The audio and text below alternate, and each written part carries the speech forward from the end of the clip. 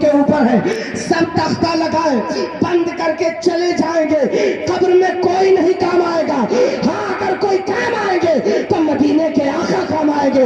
اس لیے رسول سے سچی محبت کرو، دنیا بھی سمجھ جائے گی، آخرت بھی سمجھ جائے گی۔ واہ واہ، موت تو سب کو آئے گی، کل من علیہا فان، اس پوری روئے زمین پر جتنی چیزیں ہیں سب فنا ہو جائیں گی، سب فنا ہو جانے والی ہیں، کوئی چیز باقی نہ رہے گی سوائے ذات باری تعالیٰ کے، اللہ تعالیٰ کے ذات کے سوا کوئی چیز باقی نہیں رہے گی۔ لیکن آج ہم اور آپ بھول گئے ہیں کہ موت بھی کچھ ہے، ہم اور آپ بھول گئے کہ موت بھی آئے گی، ہمیں آپ کو ہوش ہی نہیں رہ گیا کہ موت ہمیں بھی آئے گی۔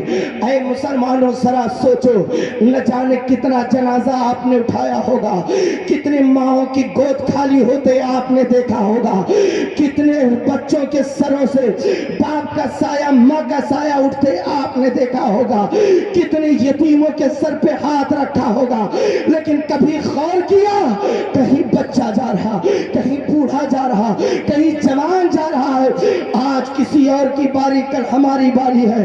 بزرگان دین قبر کو دیکھتے تھے تو راتوں رات نہیں مہینہ مہینہ بھر روتے تھے، یا اللہ یہ قبر کی منزل ہے، یہاں کوئی کام نہ آئے گا۔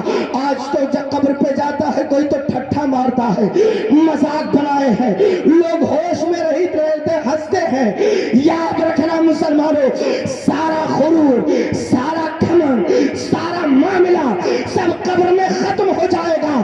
تمہیں پتہ نہیں یہ چہرے ہیں داڑھی چھلا چھلا کر ہینڈسم بننے والے، قبر میں جاتے ہی 3 دن کے اندر چہرہ سڑنا شروع ہو جائے گا، ہڈیاں تک کا پتہ نہ رہے گا۔ ہاں وہی کامیاب رہتا ہے جو رسول سے محبت کرتا ہے، اعمال جن کے اچھے ہیں، قبر میں تو چلا جاتا ہے مگر رب فرماتا ہے زمین سے، اے زمین یہ بندہ تیری امانت ہے، اب اس کی حفاظت کرنا، حشر میں اٹھے گا تو رب العالمین کا دیدار کرے۔ سبحان اللہ، سبحان اللہ، بے شک سبحان اللہ۔ ہم نے موت کو بھلا دیا ہے کہ موت ہے کیا، موت سے کوئی بچ نہیں پایا۔ بڑے بڑے پہلوان، طاقتور، دولت مند جو بھی آئے سب کو موت آ گئی، اور موت کو جب کوئی سنتا تھا، ہمارے اکابرین بزرگان دین اس لیے نہیں روتے تھے کہ موت آ جائے گی، اس لیے روتے تھے اور دعا کرتے تھے مولا موت آئے تو ایمان پر آئے، خاتمہ بالخیر نصیب ہو جائے، وہ اس لیے رو رو کر دعائیں مانگتے تھے۔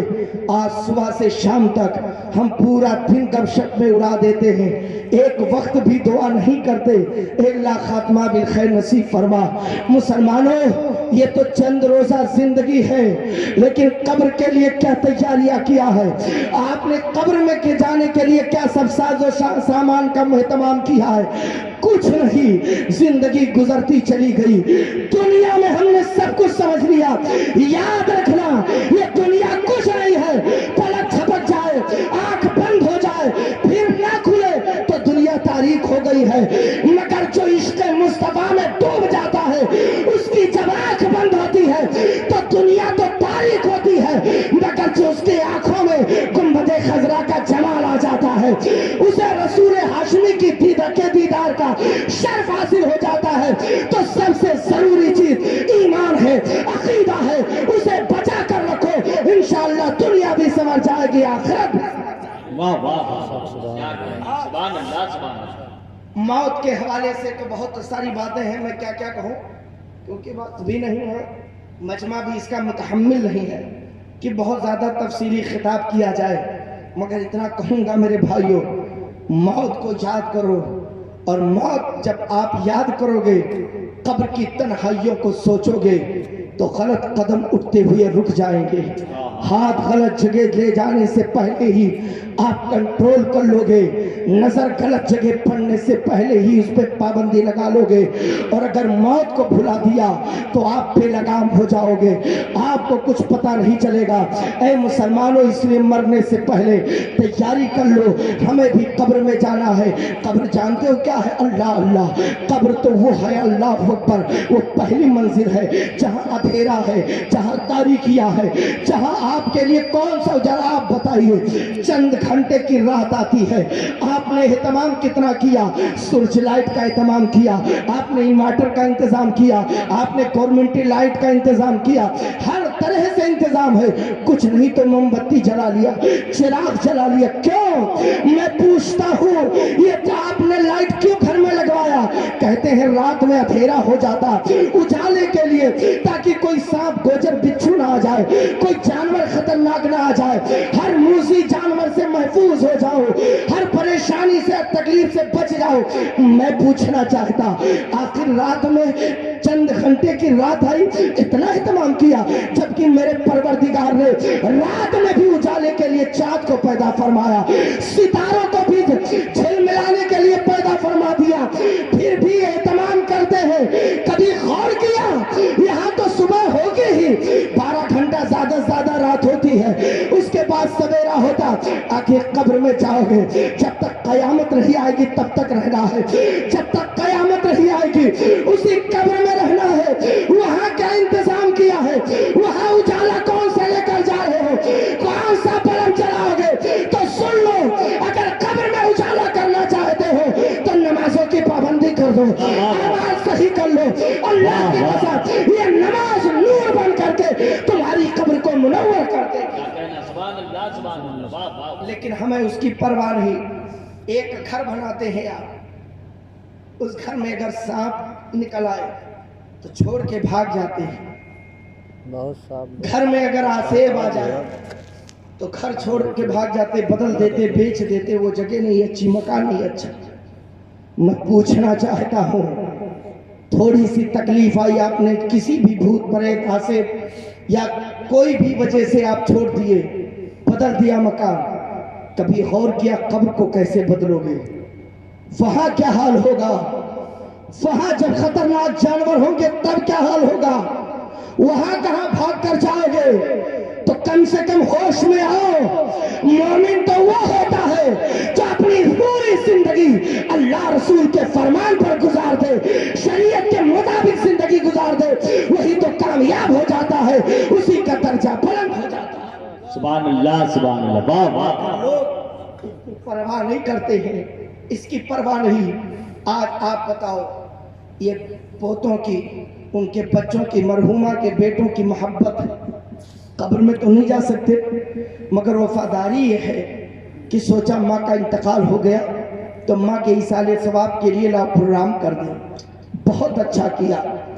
اولاد جب نیک ہوتی ہے، وفادار ہوتی ہے، تو وہ یہی کام کرتی ہے اولاد کہ جب تک ماں باپ زندہ رہتے ان کی خدمت کرتی ہے، اور جب انتقال کر جاتے تو ایصال ثواب کیا کرتے۔ اچھا کام کیا، علماء کو مدعو کیا، مجھ فقیر کو اتنی دور سے بلوایا، کیوں؟ اس لیے تاکہ ان کی ماں کے لیے دعا کی جائے، دعائیں مغفرت ہو جائے، رسول پاک کا ذکر کروا کے ان کے لیے ایصال ثواب کر دیا جائے۔ میرا عقیدہ ہے اگر رسول پاک کی نعت پڑھوا کر، رسول پاک صلی اللہ علیہ وسلم کا نام پاک لے کر اگر میلاد کی محفل کو سجا کر رچا کر بسا کر کوئی ایصال ثواب کر دے، اللہ کی قسم بخش دیا جائے گا۔ ارے جب نبی کا نام لے کر مردہ ہڈی پہ دم کر دو، ہڈی میں جان آ سکتی ہے، تو مردے کو ایصال ثواب کر دو گے، اللہ کی قسم مردہ بخش دیا جائے گا۔ نعرے تکبیر، نعرے رسالت، مسلک اعلیٰ حضرت۔ امام بوصیری کا جب مرض بڑھا، فالج کا اٹیک ہوا، سنا ہوگا واقعہ، نگاری مقصود نہیں، حضرت امام بوصیری رحمت اللہ علیہ، تو حال کیا ہوا؟ کوئی علاج نہیں کر پایا، کوئی ڈاکٹر، کوئی طبیب، تو سوچا اب طبیبوں کی طبیب کی بارگاہ میں عرضی لگا، فالج کا اٹیک، خون کا دوران بند، علاج کارگر نہیں، حکیم، حکمہ، اطباء سب جواب دے چکے، علاج کام نہیں کر رہا۔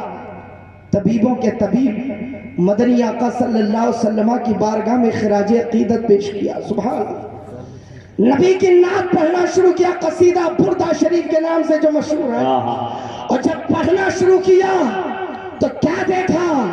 رحمت للعالمین صلی اللہ علیہ وسلم تشریف لے آئے اور اپنے چادر اطہر کو اٹھایا، اور ہانا تا خون کا دوران فالش کاٹے ختم، عقیدہ مل گیا. اگر نبی کی نعت پڑھ لو تو فالش کاٹے دور ہو سکتا ہے.